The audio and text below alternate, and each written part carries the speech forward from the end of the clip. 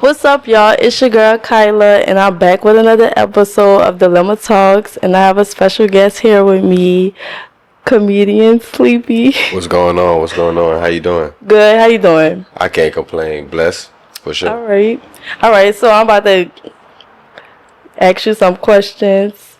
All right. So, what's a joke you retired but still secretly love? Damn, that's a good question. So I actually got one for you. I had a joke that I used to do. I've been doing comedy for 10 years. Backstory. So it's like the thing about comedy is it's like when you write jokes, a lot of comedians tell you like a joke is never dead. Okay. Just because you wrote that bitch however long ago and you ain't like it at the time, it's always safe to bring it back. And I used to have a joke I did. It was like, it's actually the first good joke I ever had because my first couple of years I was horrible.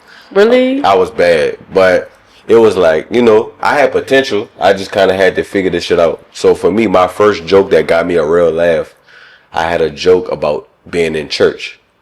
And it was about, which is a true story. Like I went to this church and Say it. I can't do it structurally because it ain't gonna make sense Oh. right now. But the premise of the joke was, I'm at this church. I had to stop going because the choir can't sing. It's basically what it was about. Yeah, the choir was fucking horrible. It was a bad choir. Like lead singer shits, Bro. choir shits, everybody just bad in that bitch. So I can't really catch the Holy Ghost like I want to because y'all horrible. You know what I'm saying? Wait, I'm crying. So which is a funny joke, but at that time I wasn't ready for that joke. Like, cause it's like when you do a joke like that, the thing about it is you got to be able to set it up. You got to have they have a lot of comedians that have a joke that's just like that. And most of them, they have a theatrical background. They can sing or they act, so they put more into it than I was able to at that time. So I had to toss that bitch. I'm like, I know it's a good joke, but I ain't ready for it. Now I might bring it back. You never know. But yeah, at the time I wasn't ready. What you mean you wasn't ready? Because so my style of comedy is more so like laid back. Like I got like a dry sense of humor. You know what I'm saying? Like the reason I really got into comedy and joking and trying to be funny is because a lot of times I'm dead ass serious. You know what I'm saying? I'm just not trying to be funny. Yeah, you know what I'm saying? So it's like with that joke, you got to be able to act it out because you got to. So black church. We all know that's a big thing. Like we all know what comes with black church. I'm laughing because I can relate. You know what I'm saying? Well, you can relate to the bad choir. Yes, at a church. Yeah. Yes, I can. Because they let anybody sing. They there as long as you in the spirit. And it's a black church at that, but I'm not gonna say no names. Yeah, I'm not neither. My mom would be mad as hell at me if I say the name. I ain't gonna throw the name out there, but yeah, like it was relatable. I knew it was relatable. You know what I'm saying? That was my main thing. But sometimes, like in any joke I write, I try to make it relatable. But the thing about it is you got to be able to do the joke. It's a lot that goes into that shit. So at that time, I don't think I was in a position, like I couldn't act the joke out the way I wanted to. Like maybe I would be able to do it a little bit better now, 10 years later, but 10? 10. But you say you got laughs off it? I did, but so I'm my harshest critic. Like I feel like if you're an artist, nobody is going to judge your shit harsher than you. You know what I'm saying? So for me, it was like I knew, like I did it for a long time, and I heard like God is good. So I've been able to travel. I've been able to watch different comedians from different places, and when you experience different comedy shows and watch people different shit, like the thing about comedy is a lot of us have, it's not the same joke, but we had the same topic, the same premise. Really? So for sure, like you'll be surprised. So it's like I will watch other comedians have church jokes. Oh, just like I got a church joke. Yeah. And I just watching it at the time, I'm like, they shit is way more polished than mine. It's way better than mine. Some of these motherfuckers was in the choir, so they could really sing. So they'd be on stage genuinely singing for real. Or they might have an acting background, so they have a great impression of a pastor, which they could like really, because black pastors, they like to sing while they preach. You know what I'm saying? Like you to get into that mood. I can't do all that. Or it might not even be that I can't do it, but I'm just so chill. I don't be wanting to do all that. Yeah. So it's like it ain't really my, like I feel like if I write that same joke and I give it to somebody else, they'll crush that bitch. Because I have a little bit more of an understanding about who I am as a comedian. So at that time, I was comparing myself to what they were doing. Okay. And I feel like no matter what your art form is, the worst thing you could do is compare yourself to somebody else. You gotta learn what you're doing for yourself. You know what I'm saying? So at that time, I was like, well, fuck, if they do it this way, I gotta do it this way.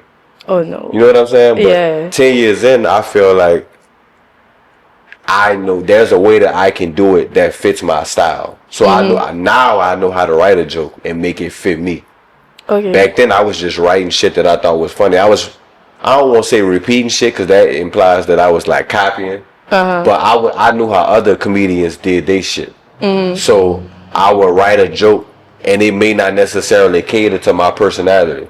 Okay. You know what I'm saying? Like if you go watch Bernie, if I watch Bernie Mac every day and I want to do comedy, it's a good chance I'm gonna go on stage and try to sound like Bernie Mac because this all I know. You know what I'm saying? Yeah. So for me, I had to learn like, no, you got to do your own shit. You got to do your own shit a certain type of way. Right. So I had to learn that. I think that's why, for sure. So how you like started out your career? All right, so I'm gonna say this. I should have asked that first, but it's cool. Well, nah, it's good. Yeah. It happens. But so backstory, like I feel like you can relate to this. When you from New Orleans, everybody is funny. No fact. Everybody funny. So for me, in the beginning, it wasn't even about trying to be a comedian. You were just naturally funny. Not even. I was just trying to defend myself because people ribbing on the bus, people ribbing in class, people ribbing in the cafeteria. I'm just tired of getting ribbed. like eventually I'm gonna have to say something back. You know facts. Gotta defend yourself. So I eventually got better. I got better and better. And I found myself in college though. It started in high school, but I got okay. I got good enough in high school to be like, all right, it's not embarrassing no more. You know what I'm saying? Like it's straight. Like everybody ribbing, everybody playing. But I went to Grambling. So in my mindset at that time was, it ain't no joke you niggas could tell me that I haven't already heard. Cause this shit was every day. You country niggas, I don't give a fuck what y'all say. Y'all wearing big ass jeans. Y'all haircuts look dumb. Like I don't give a fuck. It's nothing y'all can say. Country niggas, don't go for them. Don't go for them. You know them niggas be wearing boosie fades. They still wearing jean shorts. Which that's not all of them. Not all of them. But a lot of them. A lot of them. The ones who deep in the country probably. They all look like Boosie. They all look like Boosie. I like a nigga that ride a horse. So. But would that be considered Louisiana country? Do they do that here? Because they be riding horses at the second lines and stuff. For sure, yeah. I seen a nigga riding a horse on the service road in the east. So it's a thing. But did you see when the horse was under the bridge or something? Well, I don't know. It was all on Instagram. They had a horse like by himself under the bridge. By itself. By itself is crazy. No, but you know see that? But you know what I did see? Do you remember a time they had a video? It was a fucking zebra running through the east. You ain't never see that? No. They had a zebra in the east. That bitch, I think what happened was, I think they had like the circus coming to town. And some type of way that bitch had like escaped. Oh my God. Imagine a wild zebra running down Reed. That's crazy. That's fucking crazy, for real. Oh my fucking God. Control y'all animals. Facts. No matter what the fuck it is.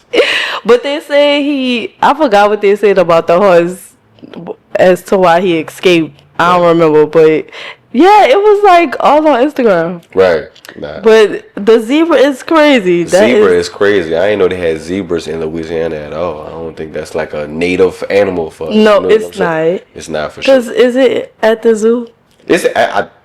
Don't make me. It's not at Audubon. I can tell you that. No, thanks. Audubon got a low budget. They don't got nothing but monkeys. They got one monkey, one fucking cheetah. You know, a little one too. What was the moment you realized you were funny, like truly funny?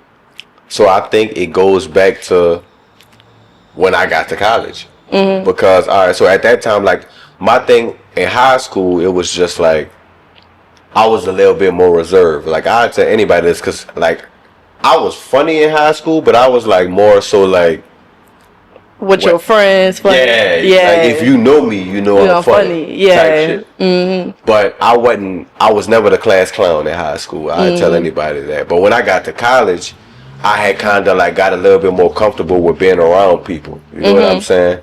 And I had, luckily for me, people I went to high school with also went to Grambling, which Grambling is 5 hours away. Right. So my thing was, I'm going to just stick to who I know. Okay. So I hung with people who I went to high school with, which we didn't hang together in high school at all. We talked, but we ain't hang together. But that's crazy. I know y'all already. Yeah. So it was like, it's good. And they ribbed every day. Every day. In class? Every day. Did you graduate? Did y'all graduate? Because if y'all ribbing in class, yes. Fuck no. Yeah, fuck no.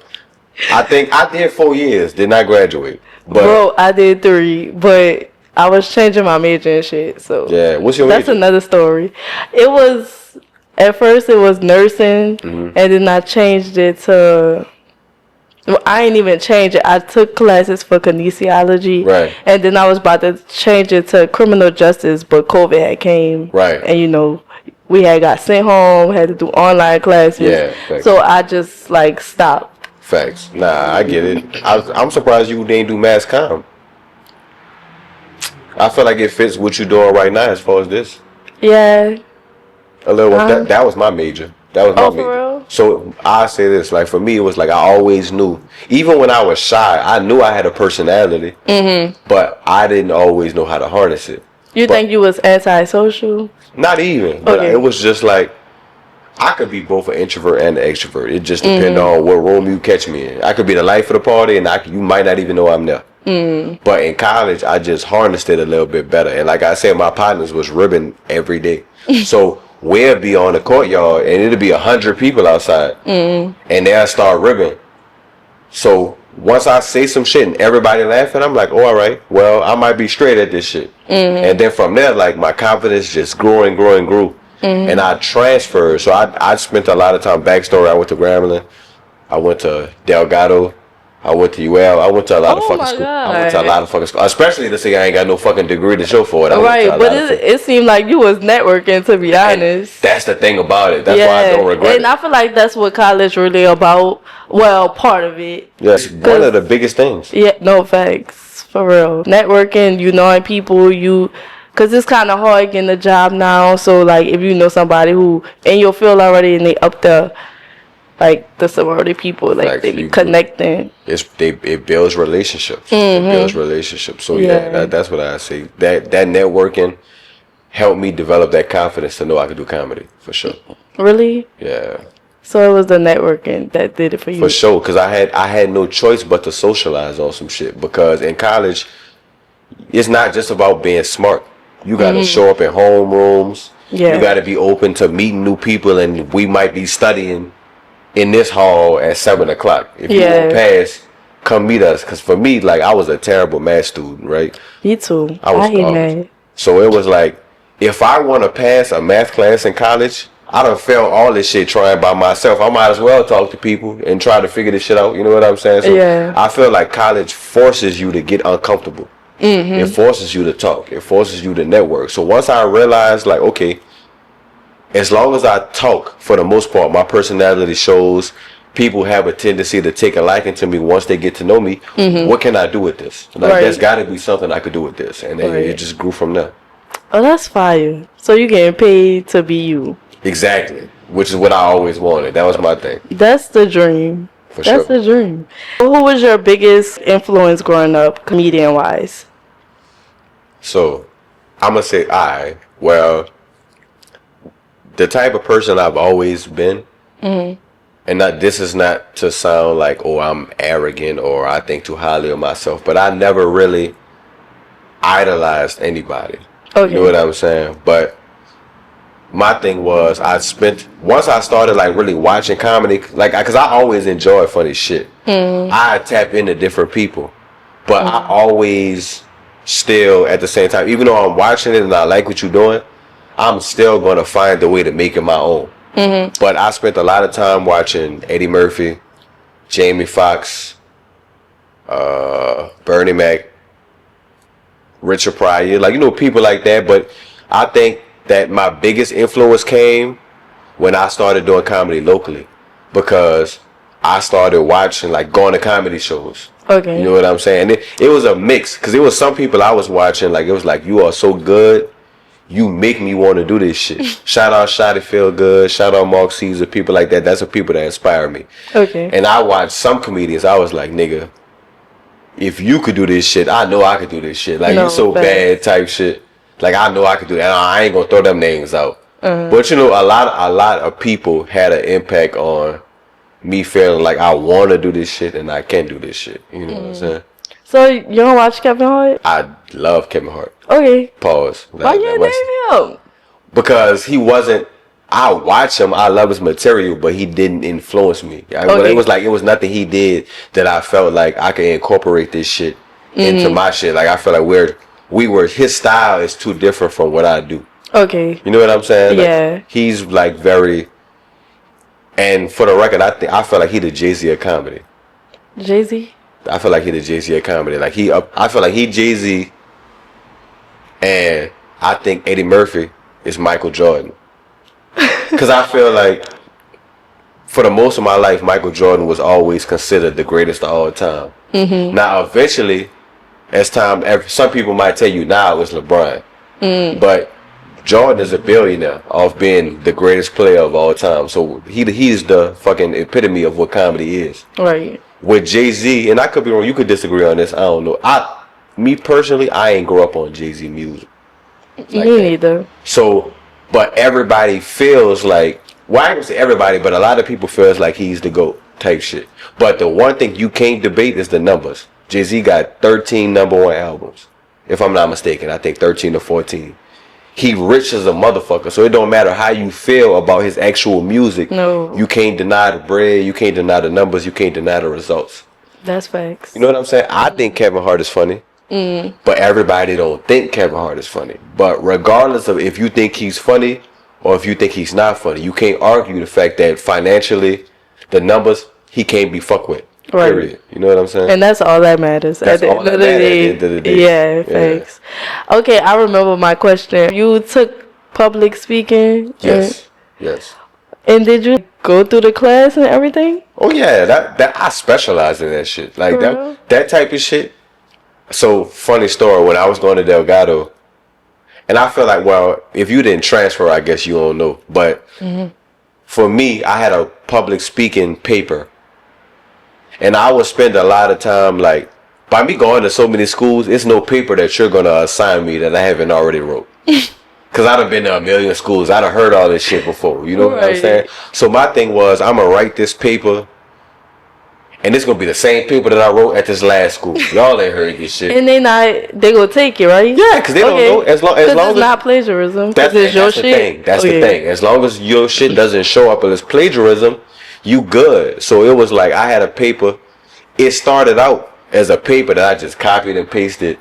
So it was a 2-part paper. You had to write the paper, but then you also had to go out in front of class and present it. Like, talk about it, talk about why you wrote it, that type of shit. So the actual paper, all I did was change the date on that motherfucker and change, that type of shit. But when I went in front of class, I freestyled that motherfucker. Like, I freestyled it. And I was like, luckily for me, I was able to say a little one too, and I guess what I wrote was relatable. So it caused people who were in my class who were watching it to want to pitch in and say shit. So all I did was... Why you talking? Yeah, but it wasn't a bad thing because they weren't interrupting me. Yeah, they was just chiming in. So fuck, all I was doing was just playing off what they were saying. And they was making it easier for you. Man, look, they got me an 8. So you know what I'm saying? So shout out to them. They in 2. Okay. I got a 97 on that motherfucker. I was like, all right, type shit. Oh my god. Yeah. Did your family think you were funny? So they didn't think I was funny. But when I say that they didn't think I was funny, it's not because I was trying to be funny and what I was saying wasn't registering. It was more so like I was always quiet. I was always laid back. Okay. So around your people? Yeah, it depend on who the fuck, because they got certain. I would say because that one cousin, you probably would, you know. So my cousins, for example, you like that one cousin type shit. Like my cousins, so a lot of black people, like if you ain't got no siblings, or even if you do have siblings, your cousins is the first siblings you ever had. No, you know what I'm saying? That's the ones that you build that relationship with. So my cousins, they always knew. They always knew. I had certain uncles. that they were the comedians of the family. So a lot of the shit I do is probably shit I picked up on from them. But I was always chill. I was always laid back. So they didn't, like, in my younger days, they didn't understand it. Like, it ain't no way you do comedy. But that was some time ago. Like, now they know what's up. Like, they done been to the shows. And I done came into myself, and this probably gonna sound bad. I done started drinking. So when I drink, oh yeah, you know, I'm gonna be more social. I'm gonna talk more. That's so me too. You know what I'm saying? Yeah. So they done seen a different side of me now. But when I first started, nah, it wasn't none of that. They couldn't. That didn't even enter their mind as far as me being a comedian. Really? Oh, well, you said you was quiet. Yeah. Yeah. So that makes sense. So you drink every show? Yeah. For sure. I got to. If not, you think you gonna be like? I can do a show sober. Like, I've done that. Like, I've had times when I was like, I'm a detox. Like, I'm gonna take a little break from alcohol, and it went okay. It didn't go bad. But You feel like it was boring, kind of? not even that. But it's like, so when I drink, I mean, when I do shows sober, I feel a little anxious. I feel a little antsy. Okay. You know what I'm saying? So I drink before shows, but I don't want to give the impression that I'm getting pissy drunk. Yeah. All I want to do is take the edge off. Like, I like to give me either a swirl from Felipe's, or I give me a house special from the daiquiri shop. Okay. Because I'm not trying to get drunk. I just want to get comfortable. Yeah. You know what I'm saying? Or tipsy. Basically. Yeah. I feel like tipsy sounds sassy. That's why I avoid saying that. But yeah, but tipsy though. Oh, the girls got you in the trend. Oh yeah, facts. You got to watch what you say, because a girl will call you sassy behind anything these days. So I'd be like, I don't want to sound sassy. Oh my God. Did you ever like say a sassy joke? So I'm gonna say this. I'm saying that because we're in conversation, but when I'm on stage, I don't give a fuck what I say. Okay. Like, I'm gonna say it and I live with it. Like, to be honest, a lot of my jokes, like, I got a joke. This is, you know, I got a joke about how it was a sex joke. So I was like having sex and I got my nipples licked. Yeah. And I liked it. I liked it. For sure. Hey. So I feel like that would be considered sassy. Oh my God. Yeah. That it happened. That's a true story. Yeah. Bro. She licked my shit and I was like, do it again. So Wait. All right. Go ahead. My bad. oh no, you good. I'm just saying, like, I feel like that would be interpreted as sassy. But Yeah. for me, the reason why it's funny is because I feel like whether a nigga want to admit it or not, it done happen. I don't give a fuck what you say. I ain't know. You try it. Do it. Do it. The next, I don't know if you got a nigga or not, or if you got somebody you fuck with seriously, but whenever you get locked in with a nigga, that ain't, first of all, that ain't no shit you just do. Like, with somebody you just fucking, y'all gotta be locked in. They gotta be a little bond. You know, when you and somebody been fucking a lot, it could get boring. Yeah, you gotta try shit. New.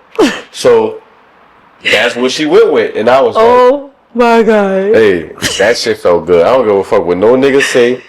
That shit felt good. So That's funny as fuck. So yeah. Like, how your experience was with Drewski? It was a good time. I ain't gonna lie. So I feel like a lot of people are under the impression, because it was edited a certain way. But I feel like a lot of people were under the impression that I went up there, I said like some random crazy shit, and I just got turned around immediately. Yeah, that's the part I seen when you was like, something about you the nastiest out of your friends. So I'm pretty sure you could piece this together now. Like, so that was a joke. That was my nipple licking joke. Yeah, that's why I brought it up. Yeah, that was my nipple licking joke. So it was like, I was just like, I'm going to say some crazy, because the thing I shouldn't say this. I ain't going to say I shouldn't say it, but I didn't watch the show.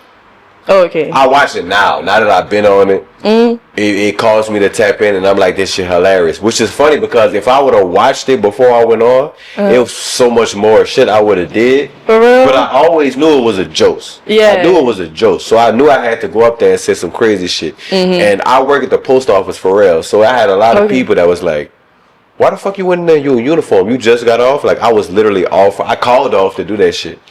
I called off. And knowing it was gonna go viral or like be on the internet? I hear my logo. My shirt was inside out. Oh, alright. But my original, Yeah. The uniform inside out. And that was probably crazy enough that they was curious. Like, listen, what the fuck is he about to do? What is he doing? Because like when I be watching it, like they be having some thrown off people on that motherfucker. So if you go in that bitch normal, you not making it. You know what I'm saying? So my thing was, so originally my plan was, the reason I put on the uniform was because I was planning to go on there and do like a mailman jokes.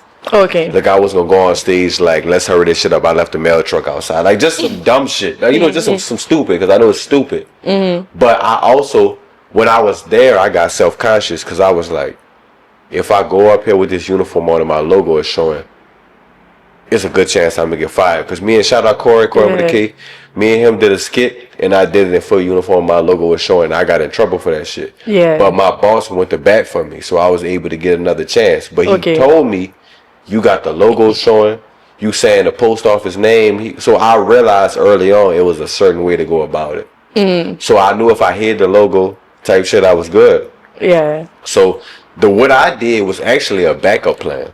Okay. What I actually did. He didn't, so when I walked out, he didn't pick up on the fact that I was in uniform at first. Okay. So I had to be quick. So I just did one of my jokes type shit. But he was real, man. Drewski a real nigga, for sure. Because I watched people in front of me, and I could just be saying this because he did this for me. But I watched the chick, they had a chick that went out in front of me, and she walked inside, and she walked right back out. She ain't even get a chance to say nothing. As soon as she walked in, he was like, get her the fuck out of here. Oh. For real. But with me, I don't know what it was. I guess because I was a comedian. Yeah. Like he had a little bit more of a patience with me. Like, and he was like, when I first started talking, he didn't understand the fact that I was a comedian. He didn't know what I was doing. So he asked me a couple of questions. Mind you, cameras rolling. And he was like, oh, my bad. I'm tweaking. My bad. I didn't understand. So I'm going to let you start over. Do your thing. Start over. We're going to do this shit a certain type of way. He had a lot of patience with what I was doing. He ain't have to do that shit. You know what I'm saying? Right. And he edited it the perfect way. It was a good time. Like I said, it did a lot for me. So I got nothing but love for that nigga for sure. And he's actually still, if I post some shit and it'll go viral or whatever the fuck, he'll still like it, like type shit. Like it's still love. Like so it was a good experience. You guy walked off. Like I did. I definitely did. But the thing about that show is, first of all, it's not like name one rapper that's rapping or singing right now on the billboards that signed it. Could have been. You can't, because it's a joke. It's not a real thing. So people think that getting turned around means you did bad or it means he fucked over you. Because like, people would see me after they'd be like, man, fuck Drewski. I'm like, my nigga, my goal was never, I don't rap, I don't sing, I'm a comedian. So I was never getting a record deal. You know what I'm saying? My thing was, I just wanted to get posted. Yeah. I just wanted to get that platform. Not only did I make it on the YouTube, that would have been good enough for me. He put me on the funniest clips. Right. He put me on the big page. And y'all met. And we met and we talked. Yeah. You know what I'm saying? Like I said, he still likes shit that I post to this day. He's still tapping in with me. So that was all I wanted. Like, I'm happy about that shit. You never know what shit like that could lead to, which I'm not even really a skit person, but for me, that was me dropping my nuts and just doing some shit and seeing where it go. For me, it was a success. Right. It was a success for sure. So, like, y'all be in the background while they in the... Nah, so they got the room. They have the room. And one comedian or whatever you are, or one artist at a time, and you stand in the little waiting room. And you just wait to be seen, which you may or may not be seen. He have like a manager or his partner, whoever it is, and he decides who he wants to put back there, who he allows to go back there. And I just got lucky that I was one of the people he picked. You could tell a joke right now, like on the spot. Oh, a joke on the spot is crazy. It don't hit the same because the thing about comedy is a lot of the jokes we do is like based off the crowd giving us feedback. You know what I'm saying? Oh, it's like a setup. Like if I do it now, it's gonna be weird. Like it ain't gonna hit the same. It ain't gonna hit the same. I'm gonna be like, you know, that one nigga in class that's trying to be funny, but that shit don't hit. You know what I'm saying? So boom. So this is the thing about a comedy special and comedy in general. I'm gonna give you my formula. Okay. So, like I said, every comedian has a set, and you gonna do your set at every show. Because I done had people that came to my show and been like, well, I heard you do that same joke the last time I came here. And I'm like, you gonna keep hearing me do this bitch until I feel like it's time for some new shit. So the thing about it is, every time that you go to a comedy show, it's a new crowd. Now, when you build your following and people follow you and they love you and they want to see you do jokes, then you might see more familiar faces. But for the most part, you doing a show in front of different people every single time. So it's new to them. Right. This shit is all new to them. And you will say the same joke? Every single time. Because it's like, it's the same joke, but I may not tell that bitch the same way. Yeah. You know what I'm saying? You know how I told you I was on stage and I said some shit and somebody blurted some shit out and I played off that. Oh, no. That's a comedy show. Oh, so, okay. You know what I'm saying? Like, I may say this joke, but somebody in the crowd might decide to blurt some shit out. And you run with that. I might rip them.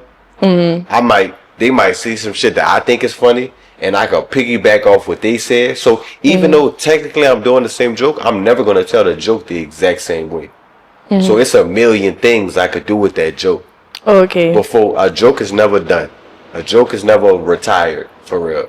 So you use it. When I toss a joke, if I toss a joke, it's like either one, I think I've outgrown this joke, and that's like I think I can write some shit way better. So I don't want to tell it no more. Or I do a comedy special, because a comedy special is recorded.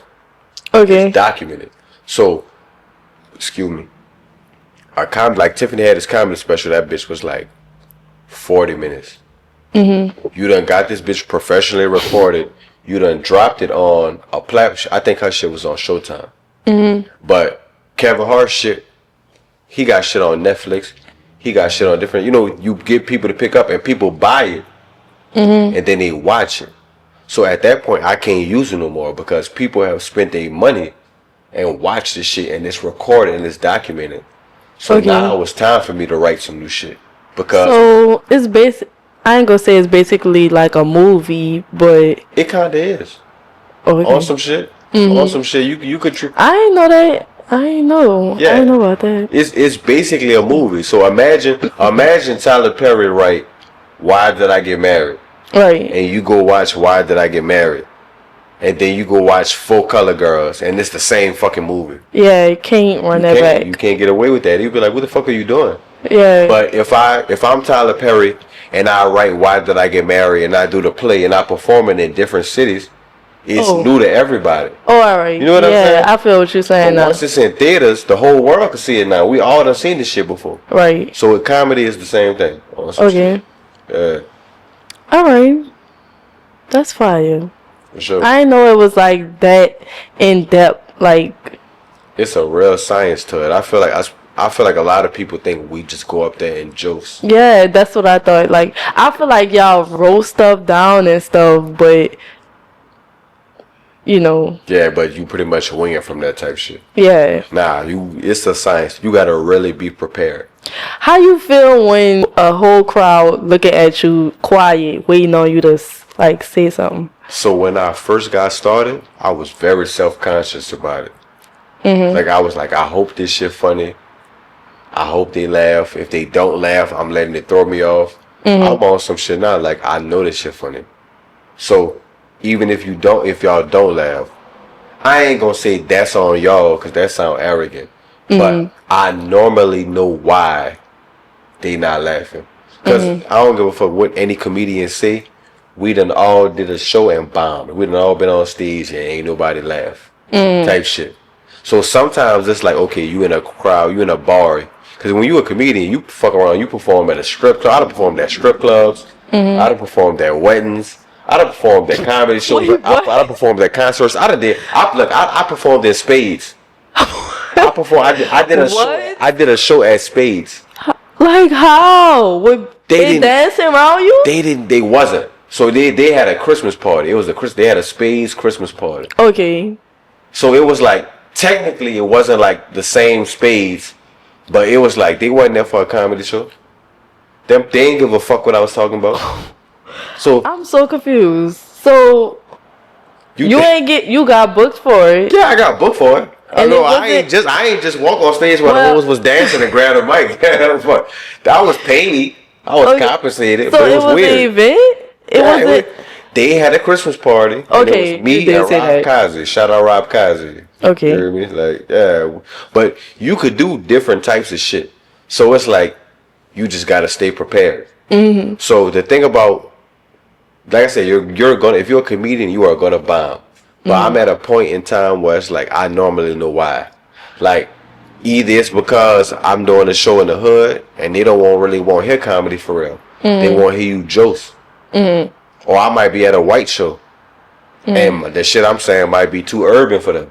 They don't know what the mouth is. Oh, so you gotta study all that. So you gotta be aware of all of that shit. You gotta know where you performing at. You gotta know your demographic. You gotta know your crowd. So yeah, it's a lot to go into that for sure. And I don't know why I thought it was just, you going up there just tell a joke off at the top of your head, or like you said, looking at the surroundings or whatever. But yeah, I feel like that's what everything. So I just want to thank you for coming. For sure. Thank you for having me. No problem. And you could tell them where all we could find you at. For sure. Comedian Sleepy on all platforms. If you an old nigga, you on Facebook. I'm Brian Tony Winfield. Bryon. Yeah, that's how you spell it. That's my first name. Bryon. Tony, Tony -Winfield. I don't like your face when I say that because you sound like you was judging. No, I never judge, but what? Spell it again? Bryon. Yep. And see? Brian. Okay. Yeah, Brian. It's different. You different. Yeah, and people be like, why is that your name? I'm like, bitch, I ain't named myself. I ain't had no say so. You must have been named after your daddy. I actually wasn't. So my daddy name is Zachary. Oh, what's your mama name? Bernadette. So her name started with a B. And she said it came to her in a dream. Oh, well. Yeah. Here we are. Here we are today, 32 years later. No, facts. And people fuck my shit up so much. That's why I didn't like the nickname Sleepy. But I got so tired of people fucking my name up. I was like, you know what? Sleepy cool. Why Sleepy? First period, my first day of high school at 3-5, I was asleep. Oh. And it just stuck. And it just so happened I got low eyes. So it just made sense. You don't look like you sleepy though. I appreciate you saying that because you the first person that ever. You're wrong for telling you that. Talking about but you look like. He wasn't the first person. I got that all the time. For real. All the time. You hydrated today, like you. I'm good. Yeah. I done ate good. I've been drinking. I'm good. I'm ready. What you ate today? I had some gumbo ramen from Moro's. Shout out Moro's. I got the chicken sandwich from Popeyes. You know the little pickle one they doing right now? Or no? No. I'm giving them free promo, but they got a chicken sandwich. They glazed that motherfucker with some type of pickle sauce. I don't know what it is. That bitch fire though. Oh, okay. Give it a try. Fuck with it. I'm gonna have to. I don't really be on the fast food type of kick, but I probably eat Popeyes. Yeah, me neither. Yeah. Curiosity fucked over me. I just wanted to because it sounded so dumb. That it attracted me, if that makes sense. Like it was so dumb. So did you try to dine Julio? Nah, I didn't. Oh, alright. But I wanted to. But it was like that shit was so packed. Cause the difference is like the pickle sandwich is at every Popeyes, but that Don Julio shit you had to go to the Popeyes on Canal. Oh, so it was one plate. Yeah, so that bitch was too packed. But I wanted to though. Oh, okay. Thank y'all for watching. Make sure y'all tune in with him. Like, comment, and subscribe. Peace.